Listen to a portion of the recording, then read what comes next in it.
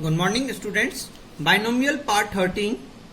बेटा last question हमने ये वाला किया था जिसमें हमने R1 और R2 लेके इस मल्टीनोमियल के कोफिशिएंट के अंदर x टू द पावर 4 को निकाला था।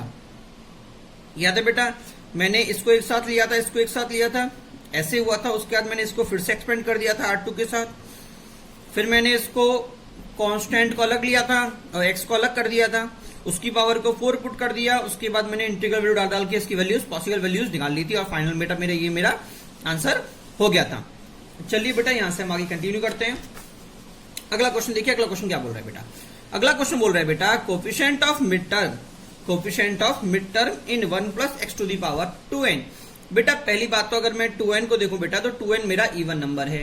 इवन नंबर का मैं जानता हूं कि अगर ये मेरा इवन नंबर है तो मेरी मिड टर्म कौन सी होगी?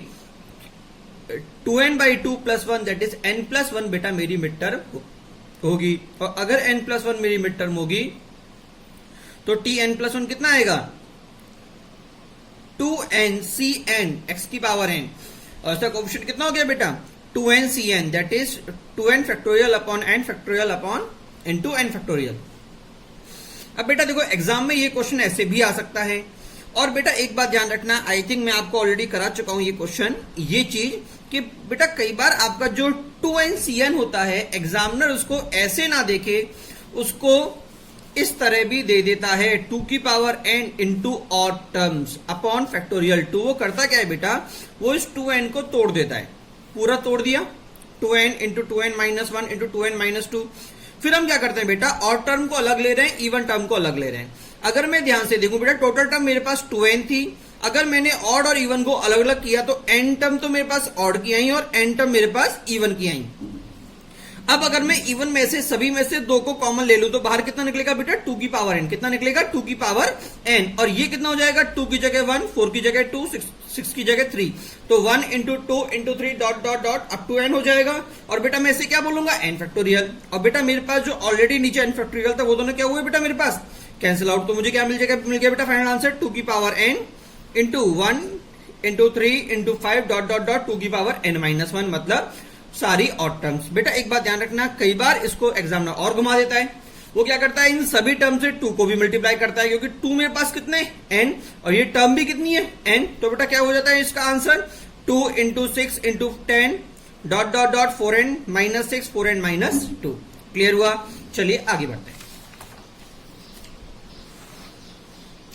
उसको बेटा एग्जामिनर ऐसे भी लिख सकता है, ठीक है? अलग अलग तरीके हैं, उसको सिंप्लीफाई करते जाओ, नई नई फॉर्म आती जाएंगी। चलिए हम आगे बढ़ते हैं। बेटा हम बात करेंगे बेटा इंटीग्रल टाइप वैल्यूज की, जो हमने ऑलरेडी की थी। वापस मैंने क्वेश्चन उस टाइम पे ज्यादा क्वेश्चन नहीं कराए थे, क्योंकि एक साथ ज्यादा क्वेश्चन कराता तो थोड़ा मैशअप हो जाता, ठीक है? थोड़ा वापस प्रैक्टिस करते हैं। हमने कहा था कि कभी भी ऐसा क्वेश्चन आएगा तो मैं इसको i प्लस एफ लिखूंगा, उसके कॉन्जुगेट को f डैश लिखूंगा।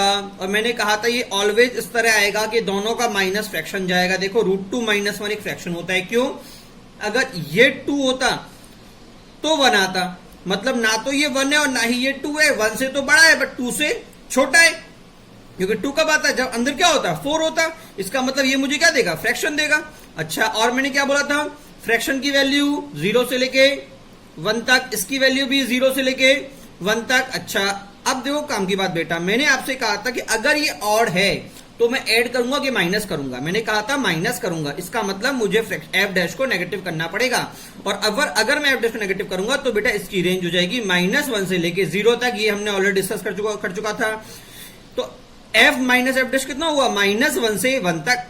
क्या समझ में आया? -1 से 1 तक। तो बेटा ये जो प्रोसेस हमने किया है ये हमको सभी क्वेश्चन में रिपीट करनी है।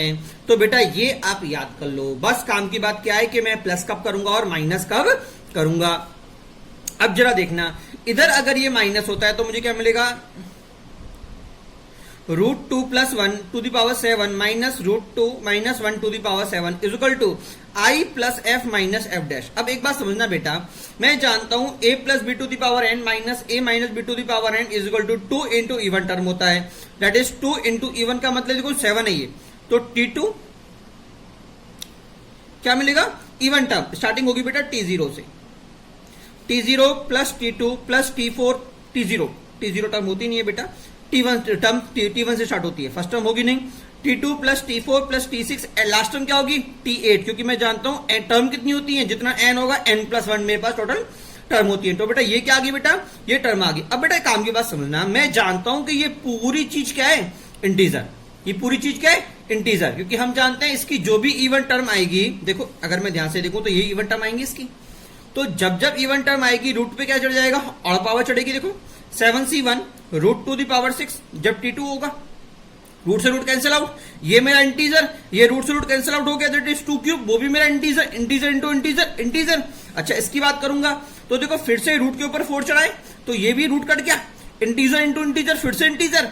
देखो इधर क्या है, 6 की जगह 5 आ गया, T6 क्या हो जाएगा 7c5 रूट 2 की पावर 2, क्योंकि ये क्या था याद है आपको, ये मेरी फर्स्ट टर्म है। इस बार क्या है बेटा, ये मेरी फर्स्ट टर्म है, तो इसको मैं लिखूंगा 7 - 5 दैट इज 2, दैट इज 2। तो फिर से रूट कट गया, और लास्ट में देखिए पावर 0, फिर से रूट कट गया। तो बेटा ये भी इंटीजर, ये भी इंटीजर, ये भी इंटीजर और ये भी इंटीजर। इसका मतलब मैं ध्यान से देखूं बेटा, तो ये जो चीज है बेटा, ये पूरी मेरे पास क्या आ गई, इंटीजर। और मैं जानता हूं इस तरफ जो मैंने आई लिया था बेटा, वो भी क्या था बेटा, इंटीजर। तो ये पूरा इंटीजर, इंटीजर इंटू 2 इंटीजर। अब इधर देखते हैं बेटा, आई भी क्या है बेटा, इंटीजर। अब बेटा अगर मैं कॉन्सेप्ट लगाता हूं कि ये पूरा मेरा integer, integer is equal to integer plus something, तो बेटा इसको भी मेरा इंटीजर होना पड़ेगा, इसको ही मेरा इंटीजर होना पड़ेगा, क्योंकि अगर ये इंटीजर नहीं होगा तो इंटीजर प्लस फ्रैक्शन इंटीजर नहीं दे सकता। तो मैंने आपसे कहा भी था कि जब हम सॉल्व करेंगे तो ऑलवेज मेरे पास f minus F dash integer आएगा, और f प्लस एफ डैश भी क्या आएगा, इंटीजर आएगा। और मैं जानता हूं अगर ये इंटीजर है, और मैं इसकी रेंज कहां से कहां तक बोली थी मैंने, -1 से 1 तक, और इसके बीच में कौन सा इंटीजर पॉसिबल है इसकी वैल्यूज में, सिर्फ और सिर्फ एक f minus F dash is equal to 0। बेटा ये मैंने आपको डायरेक्ट रिजल्ट याद करने को भी बोला था। चलिए अब हम क्वेश्चन पे आगे बढ़ते हैं। क्लियर हुआ नहीं हुआ, तो बेटा मेरे पास इंटीजर कितना आ गया बेटा, ये मेरा 0 हो गया, ये मेरा 0 हो गया। तो बेटा आई कितना आ गया बेटा, इंटीग्रल इवन इंटीजर हो गया। पहली बात तो ये क्या है बेटा, इवन इंटीजर है, क्योंकि 2 इंटू समथिंग है। अब इसकी वैल्यू क्या होगी बेटा, तो I is equal to 2 into बेटा, अगर मैं इसको सिंप्लीफाई करूंगा बेटा तो मुझे आई की वैल्यू फाइंड आउट हो जाएगी। चलिए बेटा अगले क्वेश्चन की बात करते हैं। अगला क्वेश्चन क्या बोल रहे हैं बेटा, सेम चीज, सेम क्वेश्चन लिया है, बट मैंने इस बार पावर को चेंज कर दिया है। √2 + 1 to the power 6 is the greatest integral value. तो बेटा मैंने आपसे क्या कहा था कि अगर n मेरा इवन होगा तो ऐड होगा, ऑड होगा तो माइनस होगा। बेटा इस बार क्या है बेटा, इवन। इवन का मतलब मैं इसको वापस लिखूंगा, देखो i प्लस एफ में f 0 से लेके 1 तक, फिर उसका कॉन्जुगेट f डैश 0 से लेके f डैश 0 से लेके 1 तक। इस बार क्या करूंगा बेटा, मैं इसको ऐड करूंगा। अगर ऐड करूंगा तो मुझे यही चीज मिलेगी। अब फिर से काम की बात, ये क्या देगा बेटा, 2 इंटू ऑड देगा। क्या देगा, 2 इंटू ऑड।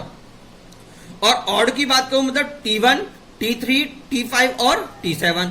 तो T1 क्या होगा बेटा, देखो इस बार मेरा T1 कितना होगा, 6c0 root two the power 6 होगा, 6c0 root two the power 6। अब देखो 6 ने रूट फिर से कैंसिल आउट कर दिया, 6c2 root two the power 4 फिर से रूट कैंसिल आउट हुआ, 6c4 root two the power 2 फिर से रूट कैंसिल आउट हुआ, और 6c6 root two the power 0 फिर से रूट कैंसिल आउट हुआ। इसका मतलब बेटा मुझे यहाँ पे ऑलवेज क्या मिलेगा, इंटीजर मिलेगा। अब काम की बात, अगर ये पूरा इंटीजर है और ये भी मेरा इंटीजर है तो i प्लस एफ को भी इंटीजर होना पड़ेगा। और मैं जानता हूं ये कहां से कहां तक है बेटा, ये 0 से लेके 2 तक है, और इसके बीच में कौन सा इंटीजर आता है बेटा, सिर्फ और सिर्फ एक इंटीजर, क्या होता है, 1। इसका मतलब f plus F dash is equal to 1। इसको बेटा मैं और क्या लिख सकता हूं, f minus F dash is equal to f भी लिख सकता हूं। बेटा ये दोनों रिजल्ट मोस्ट इंपॉर्टेंट, क्योंकि अभी तो मैं बेसिक क्वेश्चन चल रहा हूं, जब मैं एग्जामिनर थोड़ा घुमाना स्टार्ट करता है तो ऑलवेज वो इन्हीं 2 रिजल्ट्स का यूज करता है। तो बेटा मेरा आंसर क्या आ गया, मेरा 2 into term is equal to i plus 1, i plus 1, क्योंकि ये बेटा मेरे पास क्या निकल आया, 1 निकल आया। क्या निकल आया, 1 निकल आया, तो i प्लस 1। अब बेटा मैं इसको सिंप्लीफाई करूंगा तो बेटा पूरा सॉल्व करने पे मुझे आंसर क्या मिल गया बेटा, 197। मतलब बेटा इसकी इंटीग्रल वैल्यू क्या होगी बेटा, 197। चलिए बेटा अगले क्वेश्चन की बात करते हैं। तो बेटा यहां पे हमने क्या सीखा बेटा, यहां पे हमने 2 इंपॉर्टेंट कॉन्सेप्ट क्या सीखे कि अगर n ऑड था, क्या था, ऑड था, तो मैं सब्ट्रैक्ट करूंगा, क्या करूंगा, सब्ट्रैक्ट करूंगा। और अगर सब्ट्रैक्ट करूंगा तो f is equal to F dash होगा। बोला था ना f minus F dash equal to 0, तो क्या होगा, f is equal to F dash होगा।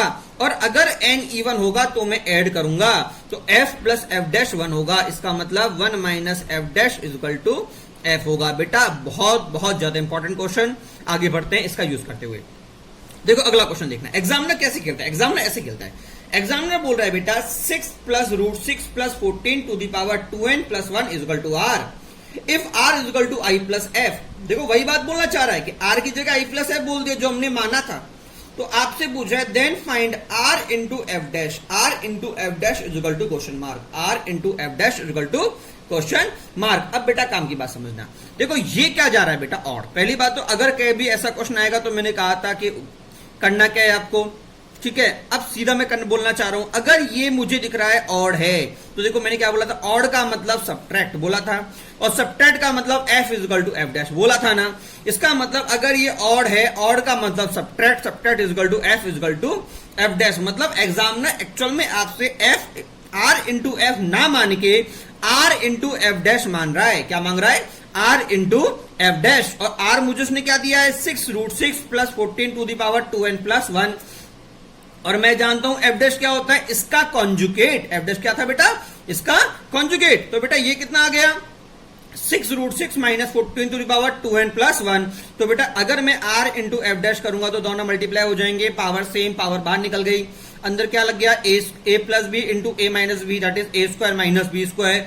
बेटा सॉल्व करने मेरा आंसर क्या आ गया 2 की power 20 to the power 2n plus 1। क्या सभी को समझ में आया, नहीं आया? तो हमने क्या सीखा, अगर ये ऑड था तो सब्ट्रैक्ट होगा, सब्ट्रैक्ट का मतलब F is equal to F dash होगा। अब अगला क्वेश्चन देखिए, सेम क्वेश्चन बेटा मैंने फिर से लिया बट इस बार पावर क्या ले ली बेटा मैंने 2n, 2n का मतलब इवन, 2n का मतलब इवन। फिर से r is equal to 1 plus F. और इस बार बेटा एग्जामिनर मुझसे क्या बोल रहा है, find r into 1 minus F, 1 minus F is equal to question mark. अब बेटा समझना जरा, देखो इस बार क्या बोला बेटा, उसने मोटा मुझे इस बार दे दिया इवन, इवन का मतलब एड, एड का मतलब 1 plus F dash is equal to 1। तो बेटा 1 माइनस एफ कितना होगा, एफ डैश होगा। इसका मतलब r into 1 minus F is equal to r into F dash था। समझ में नहीं आया? इसका मतलब मैं फिर से क्या करूंगा, दोनों को मल्टीप्लाई, मैंने r और एफ डैश को मल्टीप्लाई किया, मुझे क्या मिल गया 2 की पावर 2n। क्लियर हुआ नहीं हुआ? चलिए अगले क्वेश्चन की बात करते हैं। अगला क्वेश्चन देखिए, अगला क्वेश्चन क्या बोल रहा है बेटा, 5 plus 2 root 6 to the power n is equal to z plus f, then find z is equal to question mark. बेटा देखो z को हम जानते हैं ऑलरेडी कि z को हम इंटीजर बोलते हैं, हम आपको ऑलरेडी बता चुके हैं z क्या होता है बेटा मेरे पास इंटीजर। तो मुझसे बोल रहा है कि अगर मैं इसको i प्लस f लिख रहा हूं, z की जगह i की जगह उसने z बोल दिया, बात एक ही है। तो बताओ मैं f की वैल्यू क्या हो सकती है, पॉसिबल वैल्यूज। तो बेटा पहली बात तो अगर मैं ध्यान से देखूं तो इसके अंदर मेरा n अननोन है। क्या है बेटा, n मेरा अननोन है। तो मैं क्या करूंगा, देखो काम की बात समझना।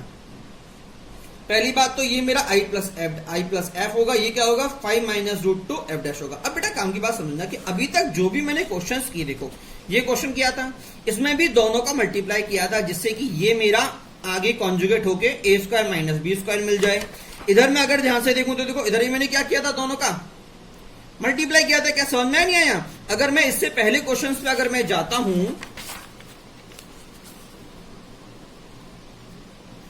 ठीक है ना, तो बेटा वहां पे हमको मल्टीप्लाई की जरूरत नहीं पड़ी थी क्योंकि हमको आई और एफ में रिलेशन नहीं निकालना था। बट जितने भी क्वेश्चन पहले आए थे हमने वहां पे क्या सीखा कि अगर मुझे आई और एफ में रिलेशन निकालना है, आर और एफ में, देखो यहां पे भी मल्टीप्लाई किया था और इधर भी मल्टीप्लाई किया था। तो मेरे पास बेटा एक ऑप्शन हमेशा होता है कि अगर कभी भी ऐसा कंफ्यूजन हो तो बेटा एक बात ध्यान रखना, आप आई इंटू एफ भी कर सकते हो। रीजन क्या होता है बेटा, अगर मैं ये काम करता हूं तो मुझे एक तरफ एक इंटीजर मिल जाता है, एक इंटीजर मिलने पे यहां से मैं आई एफ और एफ डैश में रिलेशन निकाल सकता हूं। और यहां पे मुझसे वही पूछा गया है, जेड और एफ में रिलेशन पूछा गया है। तो बेटा मैं क्या करूंगा, दोनों को मल्टीप्लाई करूंगा। अगर मैं मल्टीप्लाई करूंगा तो ये तो हो गया बेटा 25, ये हो गया 24। बेटा इधर कितना आ गया 1 to the power n, 1 to the power n। और इधर कितना है बेटा i plus F into F dash. अब बेटा काम की बात समझना, हमारे पास इतना आ गया। तो बेटा हमारे पास क्या आ गया बेटा, हमारे पास बेटा आ गया F dash into I plus F equal to 1। तो बेटा आई कितना हो जाएगा, पहली बात तो एफ डैश इधर गया, एफ डैश नीचे है, कहां जाएगा नीचे, उसके बाद एफ मेरा इधर चला गया। अब बेटा ये मेरा आ गया फंक्शन। अब बेटा इधर पूरा खेल होगा बेटा एन के ऊपर। मैंने कहा था एन क्या होगा, अगर एन मेरा इवन हुआ, क्या हुआ इवन, तो एफ प्लस एफ डैश क्या होगा बेटा 1 होगा। अगर एफ प्लस एफ डैश 1 होगा तो एफ डैश कितना है बेटा 1 माइनस एफ, कितना आया बेटा 1 माइनस एफ। इसका मतलब बेटा मुझे जेड कितना मिल जाएगा 1/1 minus F minus F. Clear हुआ नहीं हुआ? और अगर एन बेटा मेरा ऑड हुआ तो मुझे F equal to F dash मिलेगा। तो क्या मिलेगा I equal to Z equal to 1/f minus F dash. तो बेटा मेरा आंसर कौन कौन से आए बेटा, ये सेकंड ऑप्शन था और ये मेरा थर्ड ऑप्शन था। देखिए ये मेरा सेकंड ऑप्शन था और ये मेरा थर्ड ऑप्शन था। तो मेरा आंसर क्या हुआ बेटा, सेकंड एंड थर्ड। चलिए बेटा अगले क्वेश्चन पे चलते हैं। बेटा अगली जो हम हेडिंग ले रहे हैं बेटा वो ले रहे हैं मल्टीनोमियल थ्योरम। वो ले रहे हैं बेटा मल्टीनोमियल थ्योरम। बेटा मल्टीनोमियल थ्योरम बहुत कम एग्जाम में पूछी जाती है, बट कभी अगर पूछ लें तो हम बात कर लेते हैं सीधे से। छोटा सा क्वेश्चन है, इफ देयर आर, बेटा देखिए इसका जो कॉमनली कॉन्सेप्ट हम यूज करते हैं, ये जो प्रूफ होता है बेटा इसका हम कॉमनली यूज करते हैं बेटा पीएनसी के अंदर। कॉपी करते हैं पीएनसी के लास्ट के पार्ट में, बिल्कुल लास्ट क्लास में कुछ इंपॉर्टेंट केसेस आते हैं जहां पे मल्टीनोमियल थ्योरम का हम यूज कर लेते हैं, इसलिए हम पढ़ते हैं कॉमनली। ठीक है, बट हम सीधे से आगे बढ़ते हैं तो सिंपल बात देखते हैं। ये यूज कब करना है, अगर मेरे पास मोर देन 2 टर्म प्रेजेंट हो, अगर मेरे पास 2 से ज्यादा टर्म है तो मैं मल्टीनोमियल थ्योरम यूज करूंगा। बोलती क्या है बेटा कि अगर x1 plus x2 plus x3 dot dot dot xm to the power n होगी तो जनरल टर्म क्या होगी बेटा, factorial n upon factorial r1 r2 dot dot dot rm, जितनी x उतने m into x1 to the power r1 x to the power r2 dot dot dot xm to the power rm। बेटा ये मेरी क्या होगी, general term होगी। बेटा काम की बात समझना, बेटा मेरे पास जब भी मैंने बाइनोमियल पढ़ा था, बाइनोमियल में मैंने एक बात देखी थी बेटा, जो मेरे पास समेशन आया था बेटा, जो मेरे पास समेशन आया था उसमें मैंने क्या लिखा था बेटा, तो बेटा हमने वहां पे क्या देखा था कि जो मेरा समेशन था वो NCR a to the power n minus R X to the power r था। बेटा अगर मैं ध्यान से देखूं तो ये कितना था बेटा, a plus x to the power n का समेशन बाइनोमियल एक्सपेंशन था। तो बेटा अगर मैं इन दोनों की पावर को सम करता हूं तो बेटा अगर मैं इनको सम करूंगा तो बेटा मुझे ऑलवेज सम n मिलेगा। तो बेटा ये प्रॉपर्टी बेटा आपकी मल्टीनोमियल में भी फॉलो होती है कि जितनी भी टर्म मेरे पास हैं, अगर मैं इन सभी टर्म के पावर को ऐड करूंगा तो बेटा मुझे क्या मिलेगा, ये मिलेगा। बेटा ये मोस्ट इंपॉर्टेंट है, ये याद रखना, जो बार बार हम यूज करते हैं। नंबर ऑफ टर्म की बात करेंगे तो बेटा ये मेरी नंबर ऑफ टर्म आ जाएगी। ठीक है ना, चलिए हम आगे बढ़ते हैं। अगला क्वेश्चन क्या बोल रहा है, find coefficient of X square Y cube Z की पावर 5। बी बोल रहा है X Y square Z cube in x minus 2y plus 3z to the power n। पहली बात तो बेटा पहला काम तो था बेटा मैं चेक करना कि क्या मल्टीनोमियल थ्योरम लगेगी कि नहीं लगेगी। r1 प्लस r2 ये क्या था बेटा, n के बराबर होने चाहिए। तो मैं अगर ध्यान से देखता हूं बेटा तो 2 प्लस 3 प्लस 5 कितना हुआ 10 इजिकल टू 10, मतलब ये पॉसिबल है। अब अगर मैं जनरल टर्म लगाता हूं तो मेरा फॉर्मूला क्या था, factorial n that is 10 upon factorial 2 r1 into factorial 3 r2 into factorial 5 r3 into X square minus 2 Y cube into 3 Z की पावर 4। बेटा अगर मैं इसका ऑप्शन निकालूंगा तो कितना आएगा, 10 factorial upon 3 factorial into 5 factorial into 3 factorial. इधर कितना चला गया बेटा -8 और ये कितना चला गया 3 की पावर 5। क्या समझ में आया नहीं आया, मतलब इसका ये जो टर्म आएगी बेटा मेरे पास, इसका ऑप्शन कितना आएगा बेटा, ये आएगा। अब बात करते हैं इसके बी पार्ट की। बेटा बी पार्ट को अगर मैं देखता हूं तो 1 प्लस 2 प्लस 3 1 प्लस 2 प्लस 3 बेटा ये 10 नहीं मिल रहा। इसका मतलब ये टर्म इस एक्सपेंशन में कहीं भी एग्जिस्ट नहीं करेगी, और अगर ये टर्म एग्जिस्ट नहीं कर रही इसका मतलब मेरा क्वेश्चन कितना होगा, 0 होगा। क्या सभी को समझ में आया नहीं आया, चलिए आगे बढ़ते हैं। अगले क्वेश्चन की अगर बेटा मैं बात करता हूं तो बेटा अगला क्वेश्चन मुझे कुछ इस तरह से दे रखा है। देखिए अगला क्वेश्चन दे रखा है बेटा, फिर से मल्टीनोमियल टाइप क्वेश्चन है, बट इतना यूज हम मल्टीनोमियल थ्योरम को मैंने पहले भी कहा था बहुत रेयर करते हैं, हम विदाउट मल्टीनोमियल थ्योरम के भी आगे मूव कर सकते हैं। बेटा क्वेश्चन क्या बोल रहा है, 1 plus X square to the power n is equal to a0 plus a1x plus a2x square dot dot dot an x की power n plus dot dot dot a2n x की पावर 2n। बेटा देखो ये x square था, ये n था, मतलब maximum power मेरी x की पावर 2n होगी। अब बेटा पहला पार्ट मुझे क्या बोल रहा है, एग्जामिनर पूछ रहा है a0 plus a1 plus a2 dot dot dot a की पावर x2n। तो बेटा मैंने कहा था ये एक्चुअल में क्या है बेटा, सम ऑफ कोफिशिएंट है। क्या है बेटा, सम ऑफ कोफिशिएंट। और मैंने कहा था बेटा अगर कभी भी एग्जाम सम ऑफ कोफिशिएंट पूछे तो x को 1 पुट कर दो। तो क्या करेंगे बेटा, x को 1 पुट करोगे। अगर मैं x को 1 पुट करूंगा तो ये तो इस तरफ तो सब 1 हो गए, और इस तरफ क्या आएगा 1 plus 1 plus 1 to the power n that is 3 की पावर मेरा n क्या आ गया, इसका आंसर आ गया। अगला क्वेश्चन देखिए, आगे में क्या बोल रहा है बेटा, अगर मैं इसको अल्टरनेट देखूं X square minus X one plus X square minus X three dot dot dot X two N, तो इस बार क्या करूंगा बेटा, एक्स की जगह -1 पुट करूंगा, तो बेटा इस बार मुझे क्या मिलेगा 1 minus x plus 1 that is 1। अब बेटा काम की बात समझना, अगर एग्जामिनर मुझसे पूछ ले a2 a0 plus a2 plus a4 dot dot a2n, इस बार क्या है बेटा इवन टर्म, तो इवन टर्म मुझे कैसे मिलेगी बेटा, अगर मैं दोनों को ऐड अप करता हूं तो ऐड करने पे a1 बेटा कट जाएगा, मुझे क्या मिल जाएगा इवन टर्म। तो बेटा मुझे मेरा आंसर क्या आएगा, दोनों को ऐड करने पे ये ट्वाइस टाइम होगा तो 2 नीचे चला गया, तो 3n प्लस 1/2। अब थोड़ा सा मैं क्वेश्चन को और टिपिकल कर देता हूं बेटा, अगर बेटा मेरे पास ये ना पूछ के a0 square minus a1 square plus a2 square minus a3 square dot dot dot a की पावर 2n स्क्वायर, बेटा काम के बात समझना, इस बार अल्टरनेट है और स्क्वायर है, तो मैं क्या करूंगा बेटा, पहली बात तो बेटा a स्क्वायर का मतलब a square into a square, a1 का मतलब a1 इंटू a1, a2 का मतलब a2 इंटू a2, इसका मतलब क्या है बेटा, दो टर्म्स का मल्टीप्लाई हो रहा है और बेसिक चीज क्या है बेटा, अल्टरनेट साइन जा रहे हैं, क्या जा रहे हैं, अल्टरनेट साइन जा रहे हैं। बेटा तो एक बात ध्यान रखना, कभी भी अगर एग्जामिनर आपसे अल्टरनेट साइन का कॉन्सेप्ट पूछे, वैसे यहाँ पे भी हमको वही काम करना था बट वो थोड़ा लेंथी हो जाता, ठीक है, इसलिए मैं उसको बाईपास निकाल के ले गया। कभी भी अगर आपसे एग्जामिनर अल्टरनेट साइन की बात करे और पावर मेरे पास एक से ज्यादा हो जाए, तो बेटा एक काम सबसे बेस्ट क्या होता है कि आप x को -1/x से रिप्लेस कर दो, क्या करो, x को -1/x से रिप्लेस कर दो। तो बेटा अगर मैं ये काम करूंगा तो बेटा मुझे क्या मिलेगा, जरा ध्यान से देखना, प्लस वाई सीरीज तो मेरी एज इट इज, ठीक है, बट जो दूसरी चीज होगी बेटा वो मुझे मिलेगी an x⁴ मिल जाएगा, क्यों, क्योंकि -1/x करने पे बेटा ये मेरा डिनोमिनेटर में होता, डिनोमिनेटर में होने की वजह से एलसीएम जाता। देखो मैं करके दिखा देता हूं कि अगर मैं इसी सीरीज के अंदर, किसके अंदर बेटा,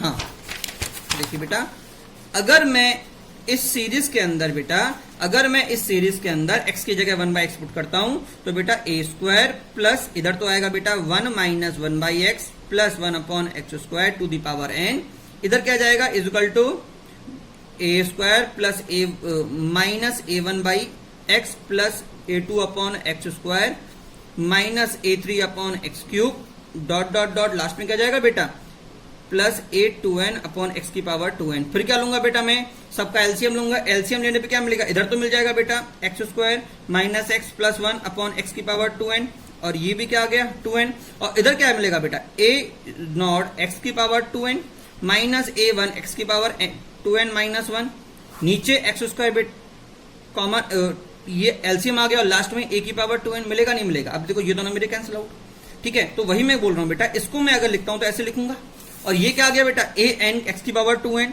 minus a1 x⁴n minus 1 dot dot dot चलता जाएगा।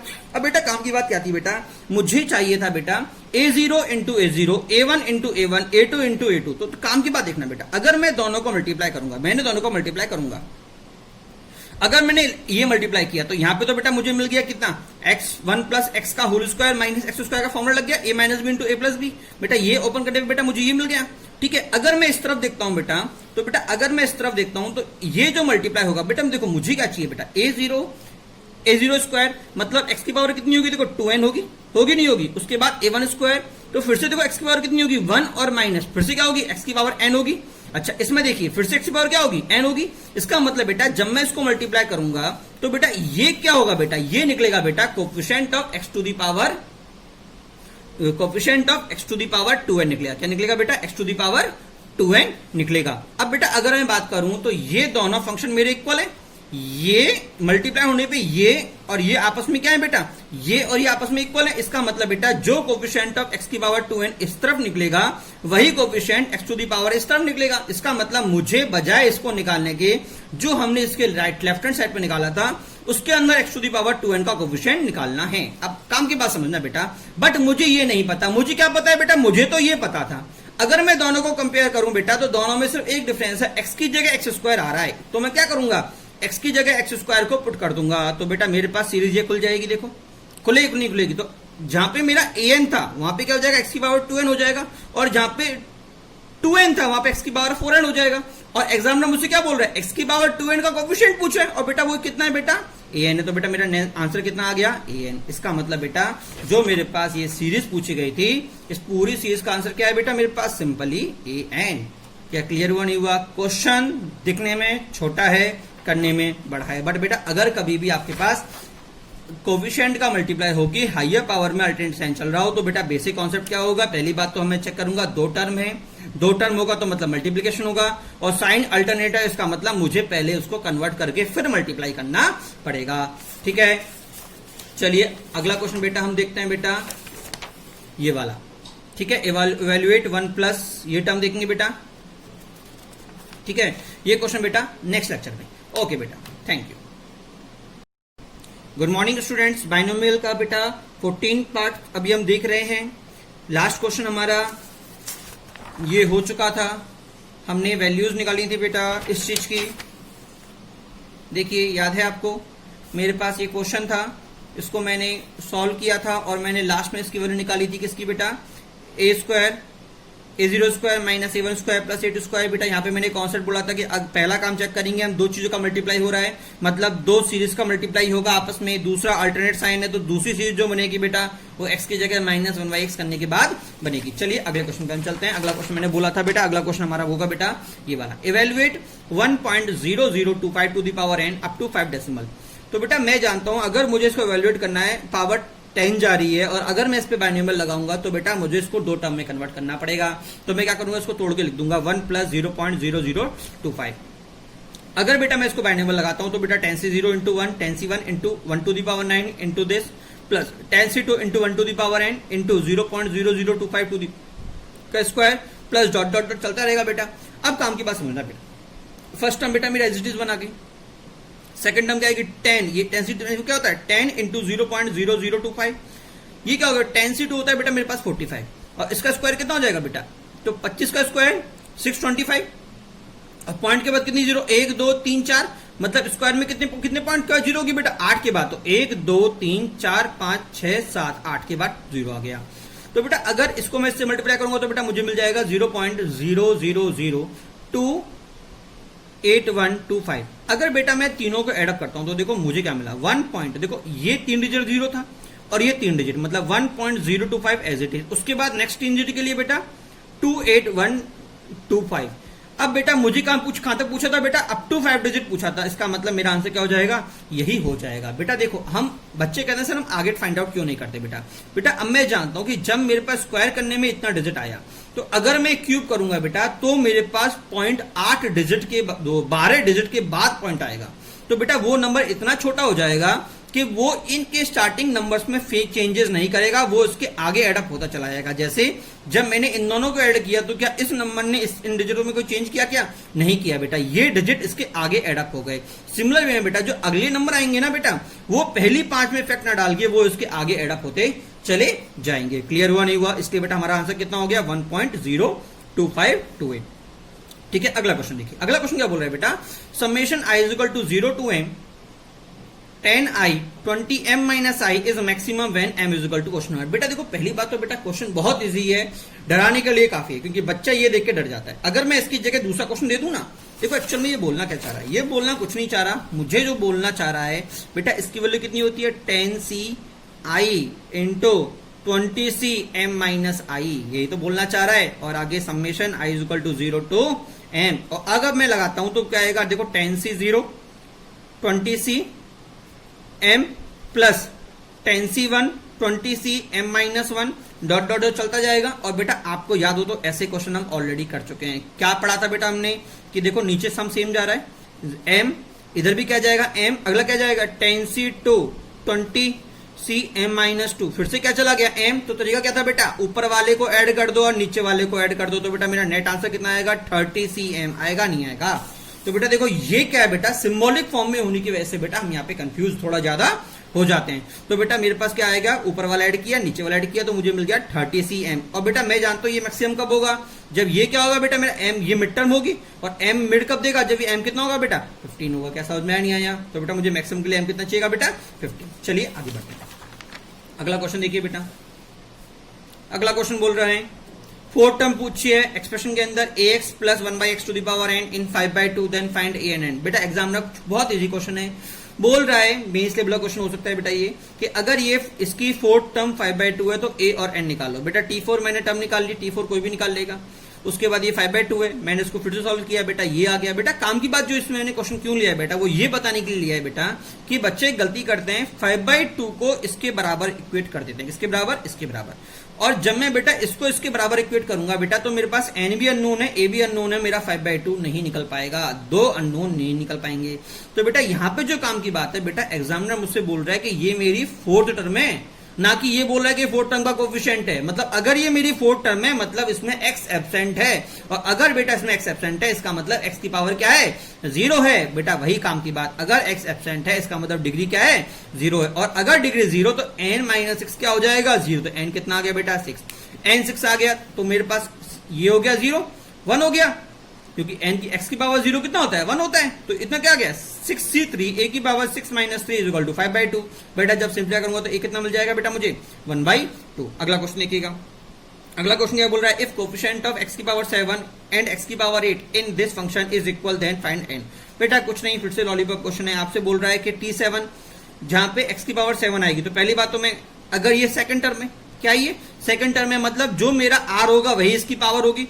तो nc7 2 की पावर n - 7 x/3 की पावर 7, यही होगा। इसको जब मैं ओपन करूंगा तो क्या आएगा, देखो मुझसे बोला गया कोफिशिएंट, तो पहले की निकालूंगा इसका कोफिशिएंट। कोफिशिएंट कितना है, nc7 2 की पावर n - 7 1/3 की पावर 7 इंटू x की पावर 7। अच्छा फिर बोला 8 का मतलब 10c8 2 की पावर n - 8 x/3 की पावर 8। तो कोफिशिएंट कितना आएगा, nc8 2 की पावर n - 8 1/3 की पावर 8 इंटू x की पावर 8। बेटा अब बोल रहा है इन दोनों के कोफिशिएंट इक्वल है, टर्म इक्वल नहीं है। फिर से बोल दे रहा हूं, बच्चे गलती करके दोनों टर्म को इक्वल कर देते हैं, उनका x रह जाता है, वो अटक जाते हैं।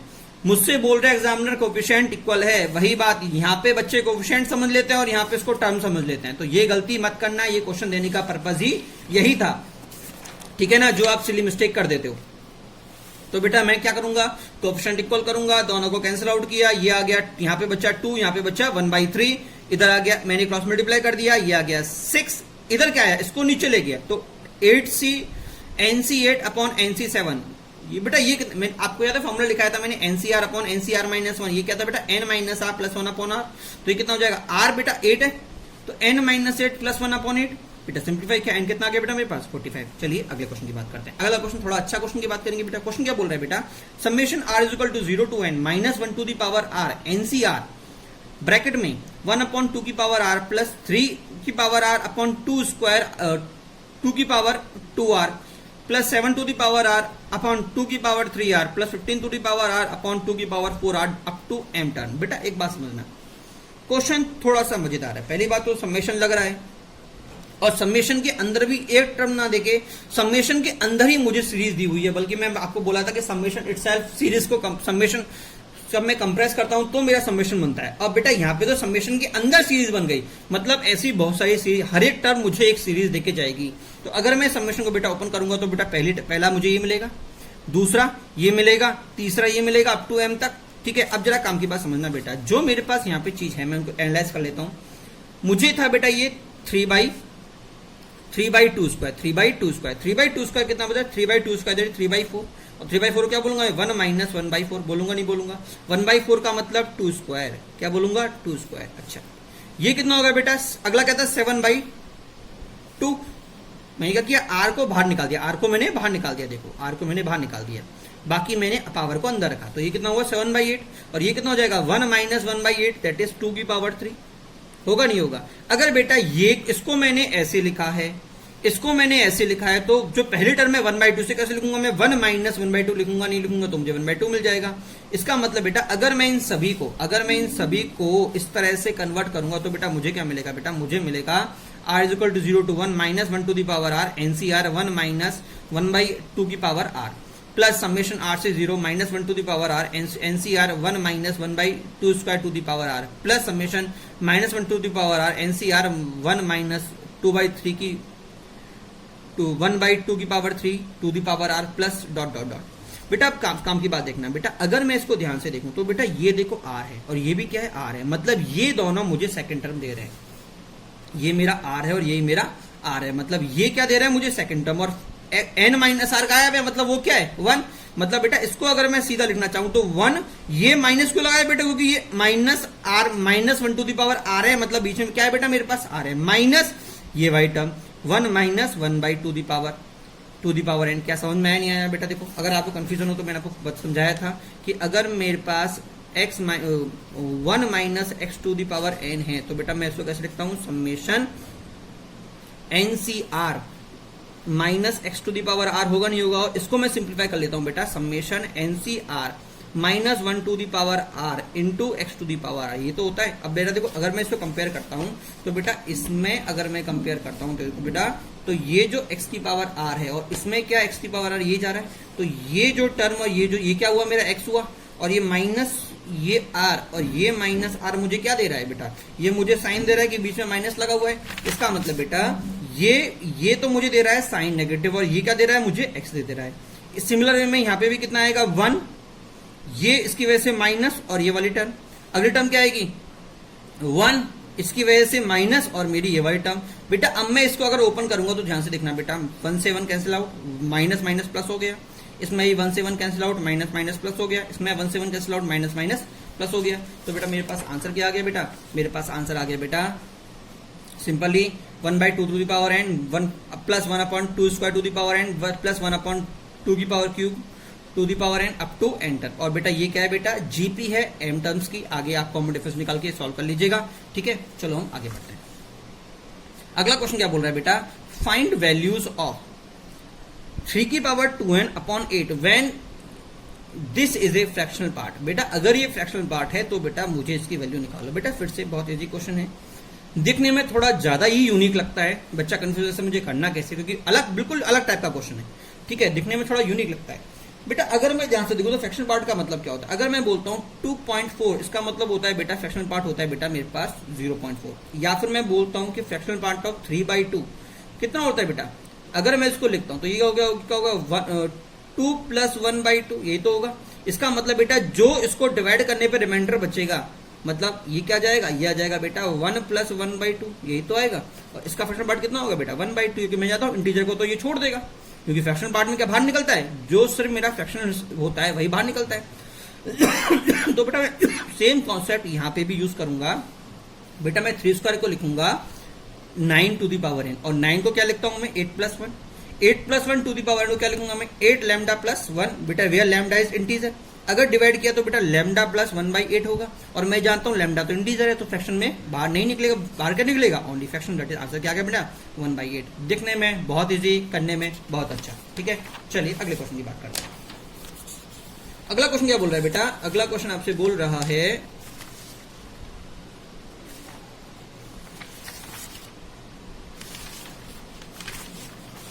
हाँ जी बेटा, अगला क्वेश्चन आपसे बोल रहा है, हाँ अगला क्वेश्चन आपसे बोल रहा है बेटा नंबर ऑफ रेशनल टर्म। बेटा रेशनल टर्म की बात करूं या फिर इंटीग्रल टर्म की बात करूं, बात एक ही है, बताता हूं क्यों। किसके अंदर a to the power 1/p plus v to the power 1/q to the power n। बेटा करना क्या, आपको कभी भी ऐसा क्वेश्चन आएगा, पहली बात तो आपको इंटीग्रल लेके ही चलना है। इंटीग्रल पूछ रहा है, क्यों पूछ रहा है मैं भी आपको बताऊंगा। करना क्या बेटा, पहला काम करना है बेटा आपको उसके अंदर जनरल टर्म को निकालना है, ठीक है ना। उसके बाद आज देखो मैं एक बार समझा देता हूं, उसके बाद जो मैंने यहाँ पे लिखा था बेटा वो मैंने यहाँ पे लिखा हुआ है, जो मैं आपको यहाँ समझाऊंगा। ठीक है बेटा, देखो सबसे पहला काम क्या करेंगे बेटा, हम इसकी जनरल टर्म निकालेंगे। देखो मुझसे पूछा गया है integral term and rational term. बेटा देखो सिंपल सी बात करूं, इसका जनरल टर्म क्या होगा 1024 CR 5 टू दी पावर 1/3, ये first term in power this minus this 1024 minus R into second term 7 1/8 to the power r। बेटा अगर मैं इसको ओपन करूंगा तो बेटा मुझे क्या मिल जाएगा बेटा, मुझे बेटा ये मिल जाएगा, क्या मिलेगा, ये मिलेगा। अब बेटा काम की बात समझना, ये तो बेटा मेरा इंटीजर, ऑलवेज क्या है इंटीजर।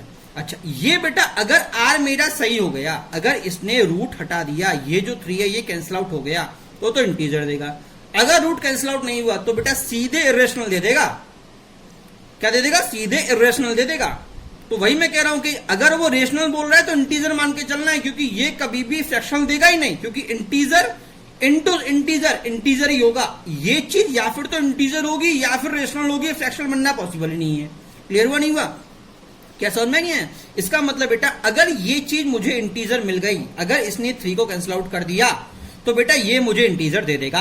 और अगर इसने 8 को कैंसिल आउट कर दिया तो ये भी क्या दे देगा मुझे, इंटीजर दे देगा। बट काम की बात ये है कि दोनों एक साथ कैंसिल आउट हो तो काम चलेगा। मतलब मुझे आर की वैल्यू वो निकालनी है जिसमें ये 3 भी कैंसिल आउट हो जाए और ये 8 भी कैंसिल आउट हो जाए। तो मैं क्या करूंगा बेटा, इसके लिए आर की टर्म्स को वैल्यू एपी निकालूंगा। देखो अगर मैं आर को 0 पुट करूंगा तो देखो यहां पे क्या आ जाएगा, 0 इंटीजर है मतलब R0, ठीक है। अगर मैं R को 1 पुट करूंगा तो 1/8 इंटीजर नहीं है, यूज नहीं करूंगा। R2 पे भी नहीं आएगा।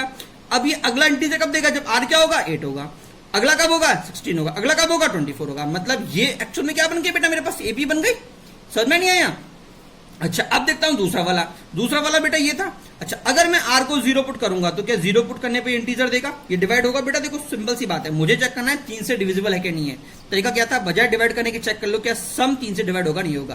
देखो सम कितना जा रहा है, 7, 3 से डिवाइड नहीं होगा, मतलब 0 पे 3 से डिवाइड नहीं होगा। अच्छा अगर मैं R को 1 पुट करूं तो देखो 1 पुट करने ये 1 पुट कर दो तो कितना आएगा बेटा, 1023 तो 1023 को ऐड करने पे कितना आ गया, 6, 3 से डिविजिबल है। मतलब ये R is equal to 1 put करने पे 3 से डिविजिबल है। अब बेटा 1 पुट करने पे 3 से डिविजिबल है तो एपी बन जाएगा। फिर से 3 वैल्यू बढ़ाते जाओ तो 4 पे होगा, 7 पे होगा, 10 पे होगा, 13 पे होगा, 16 पे होगा, अप टू लास्ट क्या होगा, 1021 होगा। देखो लास्ट में क्या होगा, 1021 होगा। ठीक है, ये क्या बन गया बेटा, एपी सेकंड। अब बेटा देखो ये 2 एपी बन गए, मतलब आर की इन वैल्यूज पे तो बेटा ये इंटीजर दे रहा है और आर की इन वैल्यूज पे ये इंटीजर दे रहा है। और मुझे वो निकालना है जब दोनों एक साथ दे रहे हैं। तो बेटा मुझे दोनों की कॉमन एपी निकालनी है जब दोनों में इंटीजर मुझे मिल रहा है। तो पहली बात तो पहला टर्म पे इंटीजर दोनों साथ कब आ रहे हैं, 16 पे। किस पे आ रहे हैं, 16 है, मतलब ए कितना आ गया, 16। और मैंने कहा था कि अगर 2 एपी हो, अगर आपको कॉमन एपी निकालनी हो तो क्या करो, पहले कॉमन एपी निकालने का तरीका, उसका कॉमन डिफरेंस निकालना पड़ेगा, न्यू कॉमन डिफरेंस। क्या निकालना पड़ेगा, न्यू कॉमन डिफरेंस निकालना पड़ेगा। न्यू कॉमन डिफरेंस क्या होता है बेटा, एलसीएम ऑफ D1 D2, दोनों पुरानी एपी इसका D1 कितना है बेटा 8, इसका D2 कितना है बेटा 3, दोनों एपी इसके D1 D2 का एलसीएम, तो वो कितना आ गया बेटा 24। मतलब कॉमन एपी कितना आ गया बेटा 16, 40 डॉट डॉट डॉट, मेरी क्या आ गई बेटा, नई कॉमन एपी आ गई। अब बेटा इस कॉमन एपी में जितने भी मेरे पास कॉमन आर जाएंगे तब तक मुझे क्या देगा, इंटीजर देगा। और मुझसे एग्जाम में बोल रहा है कि नंबर ऑफ टर्म बताओ जब ये इंटीजर देगा, तो बेटा मैं नंबर ऑफ टर्म क्या निकालूंगा, वो आर निकाल लूंगा जब ये बेटा मुझे क्या देगा, इंटीजर देगा। और वो आर क्या होंगे बेटा, number of term in this AP होगा। तो बेटा नंबर ऑफ टर्म क्या होता है, फॉर्मूला मैंने लिखाया था R minus A upon D plus 1, याद है, L plus L is equal to last term is equal to A plus N minus D. तो एन कितना आ गया, L minus A by D plus 1। ये मैंने बेटा डिब्बा लगा दिया था इंटीग्रल निकालने के लिए। मान लो जो हम लास्ट टर्म ले रहे हैं वो पार्ट में नहीं है तो ठीक है ना, तो बेटा मैं वही काम करूंगा। लास्ट टर्म थी बेटा मेरे पास, कोई सी ले लो, 1021 ले लो चाहो तो, या 104 ले लो, कुछ भी ले लो। तो 1021 लूंगा, अपॉन माइनस किया बेटा ये आ गया। इसको बेटा जब मैं सॉल्व करूंगा तो बेटा मेरे पास क्या आएगा, ये आएगा। ठीक है ना, और मैं क्या बोल रहा हूं, ये क्या है बेटा, ग्रेटेस्ट इंटीजर फंक्शन, मतलब ये क्या निकालेगा बेटा मुझे, ये निकालेगा only integral part, that is 41। तो बेटा आंसर क्या आ गया, 42 इंटीग्रल टर्म बेटा इस क्वेश्चन के अंदर मेरे पास होंगी। क्या क्लियर हुआ नहीं हुआ, चलिए अगले क्वेश्चन की बात करते हैं। अगला क्वेश्चन क्या बोल रहा है बेटा, अगला क्वेश्चन बोल रहा है number of integral term in this function. वापस बेटा इजी क्वेश्चन, पहला काम जो जनरल टर्म निकाली, जनरल टर्म के बाद बेटा पहली टर्म के लिए एपी निकाल दी, क्या है 0, 4, 16, D1 8 आ गया। दूसरी टर्म के लिए एपी निकाल ली 0, 2, 4, 6, इसका D2 कितना आया 2। अब बेटा देखो common difference, common new common difference कितना आएगा बेटा 2 को, इसका कॉमन डिफरेंस 8 था, इसका 2 था, दोनों का एलसीएम लूंगा, क्या लूंगा, दोनों का एलसीएम, क्या लूंगा एलसीएम, और वो कितना आ गया बेटा 8 आ गया। एलसीएम कितना आ गया 8 आ गया। और फर्स्ट कॉमन टर्म क्या आ रही है 0, तो बेटा एन कितना आ गया, N is equal to 1024 minus last term L minus A कितना है 0 अपॉन कॉमन डिफरेंस 8 प्लस 1, बेटा कितना आ गया 1028 प्लस 1 तो 1029। क्लियर हुआ नहीं हुआ, चलिए अगले क्वेश्चन की बात करते हैं। अगला क्वेश्चन क्या बोल रहा है, find coefficient of x to the power 7 in 1 minus x minus X square minus X cube to the power 6। बेटा पहली बात तो मल्टीनोमियल थ्योरम का क्वेश्चन है, x की पावर 7 बोल रहे हो, तो पहला तरीका तो है बेटा इसको मल्टीनोमियल थ्योरम के थ्रू कर दूं। दूसरा तरीका जो मैंने आपको बताया था कि मैं R1 R2 मान के करता हूं। ठीक है, अगर बेटा देखो मैं इसको सिंप्लीफाई ध्यान से दिखता हूं तो बेटा इसके अंदर से मैं एक्स स्क्वायर कॉमन ले सकता हूं। तो बेटा इसको मैं ऐसे लिख सकता हूं 1 minus X square to the power 6 into 1 minus X की पावर 6। ठीक है ना, अगर मैं ऐसे लिख सकता हूं बेटा तो मैं क्या करूंगा, इसकी जनरल टर्म निकालूंगा। तो पहले के लिए क्या होगा R1, तो मेरे पास आ गया 6CR1 minus X to the power R1, और दूसरे के लिए क्या होगा 6CR2 minus X square to the power R2। होगा नहीं होगा, इसका मतलब फिर मैंने पूरा मल्टीप्लाई कर दिया, तो ये तो बेटा मेरा क्या आ गया कोएफिशिएंट, और इधर कितना आ गया R to the power R1 plus 2R2, और ये कितना चाहिए मुझे 7 चाहिए। कितना चाहिए 7, और ये R1 R2 कहां से होंगे 0 से लेकर 6 तक होंगे। बेटा वैल्यू चेक कर देता हूं, अगर मैं R1 0 पुट करूंगा तो R2 फ्रैक्शन में पॉसिबल नहीं है। अगर R1 1 तो ये कितना आ गया 3 पॉसिबल है। ये 2 पे पॉसिबल नहीं है। 3 पे कितना जाएगा 2 पॉसिबल है। ये 4 करने पे यहाँ पे कितना आएगा 3/2 पॉसिबल नहीं है। अगर 5 पुट करूंगा तो यहाँ पे कितना आएगा 2/2 1 पॉसिबल है। अगर यहाँ 6 किया तो यहाँ पे कितना आएगा 1, फिर से पॉसिबल नहीं है। क्या ये 7 पुट करने पे पॉसिबल है क्या? नहीं। अगर मैं 7 पुट करूंगा तो बेटा R2 मेरा 0 आ जाएगा, पॉसिबल है। बट बेटा R1 मेरा 7 पॉसिबल नहीं है, क्योंकि मैं पहले ही बोल चुका हूं R1 R2 इससे छोटे होंगे। क्लियर हुआ नहीं हुआ? तो ये मेरा 7 पॉसिबल नहीं है, मतलब ये पॉसिबल नहीं। तो वैल्यू कौन सी आई बेटा 1 3 5 के लिए आंसर कितना आया 61 इंटू 63। वैल्यू पुट करते जाओ बेटा, मेरा फाइनल आंसर आ गया। एक बेटा ये मेथड मेरा फर्स्ट था। दूसरा बेटा मेथड अगर मैं चाहूं तो बेटा सेम क्वेश्चन को बेटा मैं मल्टीनोमियल से भी कर सकता हूं। क्लियर हुआ नहीं हुआ? इस हो जाएगा बेटा मल्टीनोमियल से ही बेटा ये क्वेश्चन मेरा हो जाएगा। चलिए अगले क्वेश्चन की बात करते हैं। अगला क्वेश्चन क्या बोल रहा है बेटा? अगला क्वेश्चन बोल रहा है बेटा 1 + x⁴n into 1 - x⁴n is equal to dot dot dot. अब आपसे बोला A1 A2 10 है तो फाइंड m और n फाइंड करो। मुझे A1 A2 दे रखा है 10। पहली काम तो बेटा कभी मुझसे बोलेगा तो मैंने पहले भी कहा था जनरल डिफरेंस मेरे लिए मोस्ट इंपॉर्टेंट है। वो जनरल टर्म निकाल लिया बेटा। पहले के लिए MC_R1 x⁴R1 NC_R2 x⁴R2 -1 to the power R2 इनके दो टर्म है। ठीक है बेटा, तो ये मेथड में फोकस ज्यादा कर रहा हूं क्योंकि ये मेथड बेटा यूनिवर्सल है। आपके बहुत सारे क्वेश्चन इसी मेथड पे पूछे जाते हैं, जहां पे मल्टीनोमियल थ्योरम लगाने में भी टिपिकल होती है, क्योंकि एग्जामिनर आपसे बाइनोमियल के अकॉर्डिंग ही क्वेश्चन पूछेगा। वो जानता है कि अगर बच्चा बाइनोमियल की कॉन्सेप्ट प्रॉपर्ली जानता है तो वो उस क्वेश्चन को सॉल्व कर देगा। तो बेटा इसलिए मैं कह रहा हूं कि ये मेथड हमारे पास ज्यादा इंपॉर्टेंट है। फिर से बेटा पूरा सॉल्व करने में मेरे पास ये फंक्शन आ गया। R1 R2 फिर से पूछ गए। अब काम की बात समझना, मुझसे क्या बोल रहा है A1 और A2। देखो अब काम की बात समझना बेटा, अगर मैं A1 को 10 लेता हूं, क्या लेता हूं A1 की बात चल रही है। A1 मेरा 10 है। A1 मतलब कोफिशिएंट ऑफ डिग्री कितनी आ गई 1। इसका मतलब R1 R2 कितना होगा 1, और A2 10 मतलब कोफिशिएंट कितना आ गया 2, मतलब R1 R2 कितना होगा 2। इसका मतलब अगर मेरा ये 1 तो देखो R1 को 0 पुट करो, R2 कितना आ गया 1।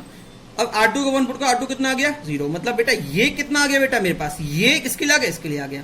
और जो मेरे पास सीरीज थी बेटा यही सीरीज थी, यही टर्म थी। तो मैं क्या करूंगा बेटा, पहले वैल्यू पुट करूंगा। तो देखो R1 R2 मेरा नेगेटिव है तो पहले 0 और R2 नेगेटिव तो minus MC0 NC1 -1 to the power 1, तो ये माइनस आ गया, प्लस अब MC1 NC0। बेटा सॉल्व करने से मुझे क्या मिला -n + m is equal to 10, that is m - n is equal to 10। अब बेटा बात करते हैं सेकंड इक्वेशन की। तो बेटा R0 R1 0 R2 2 R1 1 R2 1 R1 2 R2 0। तो बेटा इस बार कितने टर्म आए बेटा 3 term, that is MC0 NC2 minus MC1 NC1 plus MC2 NC1। ये बेटा नेगेटिव क्यों आया, क्योंकि बेटा मेरा R2 1 हो गया, R2 क्या हो गया 1, और R2 1 हो गया तो -1 की पावर और चला गया तो क्या दे देगा नेगेटिव दे देगा। तो ये क्या आ गया बेटा मेरे पास नेगेटिव। देखो इसमें R2 और था, इसमें भी और था, इवन था, तो इसलिए बेटा इन दोनों जगह पॉजिटिव और इस जगह नेगेटिव। इसको बेटा मैं सॉल्व करूंगा तो बेटा ये मेरे पास सिंप्लीफाई करके आया। इसको मैंने और सॉल्व किया बेटा ये सिंप्लीफाई आ गया। अब बेटा काम की बात समझना, बेटा मैंने इसको तोड़ दिया, एक बार इसके साथ और एक बार इसके साथ, ठीक है ना। इसमें से अगर मैं n कॉमन लूंगा, इसमें से m कॉमन लूंगा, तो बेटा ये तो मुझे दे रखा है 10, ये मुझे दे रखा है 10, तो इधर तो आ गया 10, और ये देखो उल्टा है तो ये आ गया -10, ये पूरा फंक्शन हो गया। तो बेटा ये कितना आ गया बेटा मेरे पास, ये सिंप्लीफाई होकर आ गया। और बेटा अब ध्यान से देखो तो मेरे पास दो इक्वेशन, दो अननोन। पहला तो बेटा ये थी, पहली तो इक्वेशन बेटा ये रही, और दूसरी इक्वेशन बेटा मेरे पास ये रही। तो बेटा अगर मैं m को यहां से उठा के यहां डालता हूं तो मुझे क्या मिल गया, n मिल गया बेटा 35, और m कितना आ गया 45। बेटा ये बेटा आपका लास्ट लेक्चर वीडियो थी, बाइनोमियल चैप्टर आपका यहाँ पे खत्म हो चुका है। ओके बेटा, थैंक यू।